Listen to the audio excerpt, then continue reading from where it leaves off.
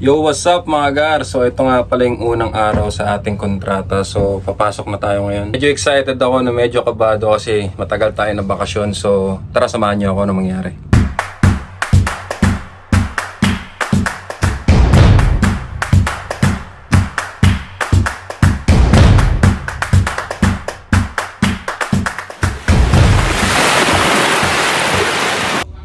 So sa buffet nga pala tayo naka-assign ngayon. Usually mga ginagawa dito, maglinis na ng plato, ng mga baso, tapos mga refill. Tara samahan ko kayo.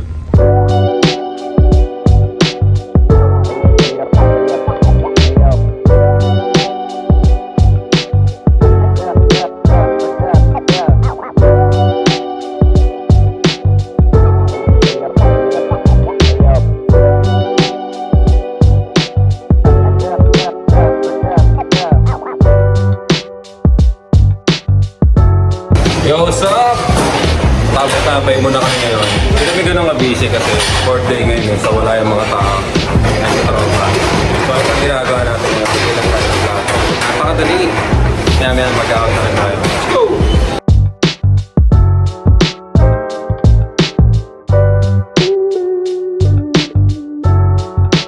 So ganun lang kasimple yung duty natin.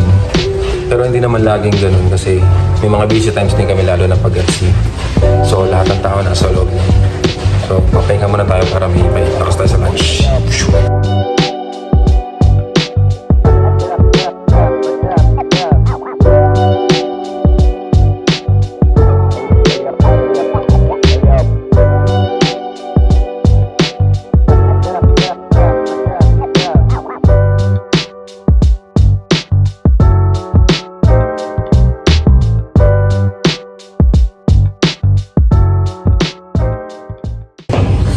Gabi na mga gar, baka na naman.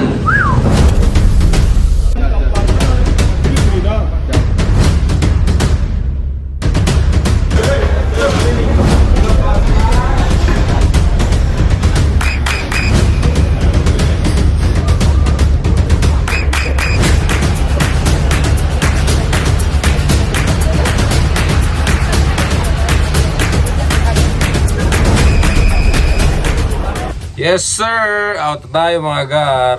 Medyo busy ngayong gabi pero binilisan namin ni paring Nixon. Sila labas kami. Overnight ka pala ngayon. To, tara, sama kayo. Yo mga gar! Kung magtatanong kayo kung nasa kami, nandito kami sa Amsterdam with paring Nixon. Hey! Paring Nixon. So magtatanong kung bakit ako excited. Last time nakalabas ako dito 7 years pa. So, let's go! Woo!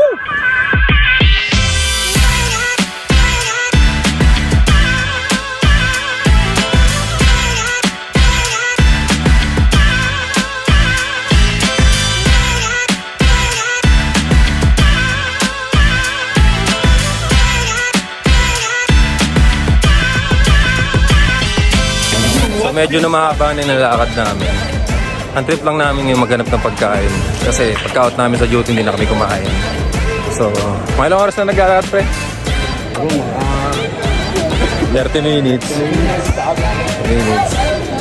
So, kailangan natin maghanap ng maayos na pagkain para medyo worth it yung paglabas at pagpuyat. Yes, sir! Pizza, baby! Pizza, baby!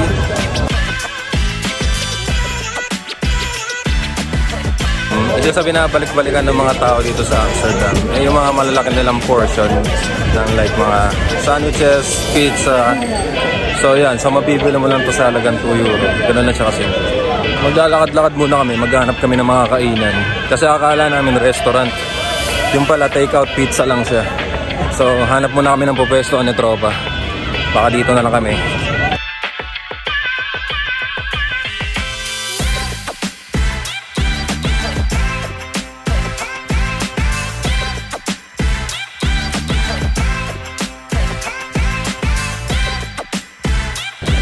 So tumambay muna kami dito kasi sobrang handaan tao. Isa rin sa dahilan kasi may laban ngayon yung England sa yung Netherlands. So expected na talaga na sa yung mga turista dito. Alam nyo, isa sa nakakatawa sa pagbabarko, hindi lang yung napupuntahan namin yung iba't ibang bansa. Kundi kada labas may makikita mo yung mga culture nila, yung mga kaugalian.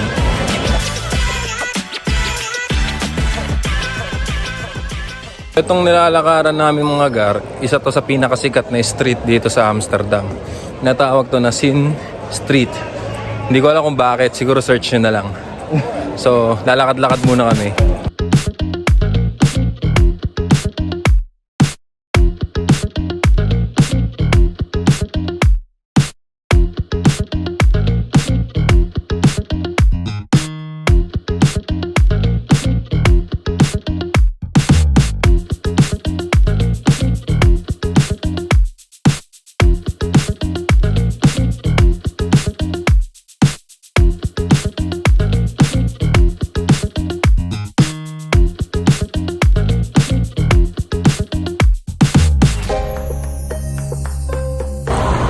Yo mga gar, pabalik na tayo. Medyo nakakapagod pero enjoy, worth it. Anyway, dito ko natatapusin yung vlog. So please like, follow and share lang. Keep on following. Peace out.